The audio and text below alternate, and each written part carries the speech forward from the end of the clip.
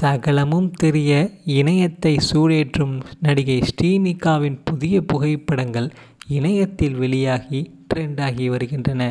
தமிழ் சினிமாவில் பல கதாநாயகிகள் வந்து போனாலும் அவ்வப்போது சின்ன கதாபாத்திரத்தில் நடிக்கும் நடிகர்கள் மீது அதிக கவனம் திரும்பும். சில படங்களில் சின்ன கதாபாத்திரத்தில் நடித்த பல நடிகைகள் பின்பு ஹீரோயினாகவே நடித்துள்ளார்கள். அந்த வரிசையில் தற்போது ரசிகர்களின் லிஸ்டில் இருப்பவர் தான் ஸ்ரீனிகா. இவர் மிஷ்கின் இயக்கத்தில் உதயநிதி ஸ்டாலின் நடித்த சைக்கோ படத்தில் கடத்தி கொலை செய்யப்படும் ஒரு கதாபாத்திரத்திலும், சமுத்திரக்கனி நடித்த ஆண் தேவதை படத்திலும் நடித்துள்ளார். மேலும் சில மலையாள படங்களிலும் நடித்துள்ளார் ஸ்ரீனிகா.